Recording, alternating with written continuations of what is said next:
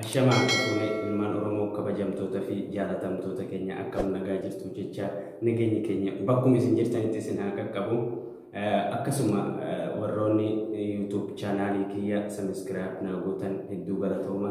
Warroonni YouTube chaanaalii kiyya subscribe naa godhin subscribe naa godhaa na gargaara. Maaliif Oromoon wal gargaara waan ta'eef isinillee bakkuma jirtaniin warroonni hiriyaa keessan qabdanillee warroonni hiriyaa garagaraa hedduu qabdanillee hundi keessan share naa gochuun subscribe like naa gochuun na gargaara. Ajandaa haaraa illee qabadhee isinii dhufuun durri keenya YouTube'n kun xiqqoo qarqaarsa barbaada. Maaliif jennaani yeroodhaaf illee ta'uu fuuldurri keenya inshallah bal'oodhaa ajandaa haaraa fi guutuu jajjabduu bareedduu qabannee isinii dhufna fuuldura keenyatti. Saniif yeroodhaaf subscribe kana waan barbaaduuf oduu haaraa wallee irra gadhiisuuf xiqqoos guddachuu barbaada waan ta'eef ammaaf waan naan guunneef hundi keessanuu bakka jirtaniin na gargaara. Hiriyoota keessaniif share gochuun like subscribe gochuun na gargaara. Kan Oromoon waan walirraan barbaadu wanti kun immoo subscribe gochuun mallaqallee nama hin gaafatu yeroollee namatti hin fudhatu. Bakkuma diimtuu saddeettanii qomoota takkitti isin gaafata isumaan gattuu hixanii khalaas dhuma ta'eera.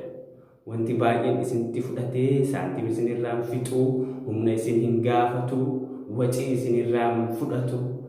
Bakkuma diimtuu saddeettanii qomoowwan gattuu hixanii subscribe ta'eera bakka haganu.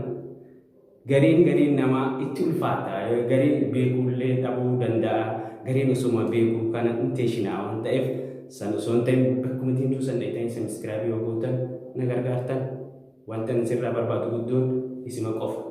Kanaaf Oromoo koo anillee isin qaba waan ta'eef bakka jirtanii share gochuun na gargaara.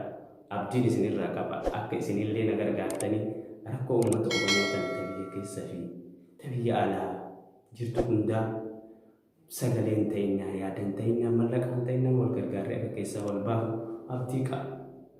Namni immoo bakka kufetti hin hafu akka du'etti hafa malee. Kanaaf jajjabeessaa nu gargaaraa isiniin jedhaa isin jaaladha. Warroonni YouTube chaanaalii kiyya subscribe naa gootan hedduu galatooma. Warroonni immoo YouTube chaanaalii kiyya Abdii Shawqa jedhuun subscribe naa godhaa na gargaara. Kanaaf hedduu isin jaaladha galatooma isiniin jedha.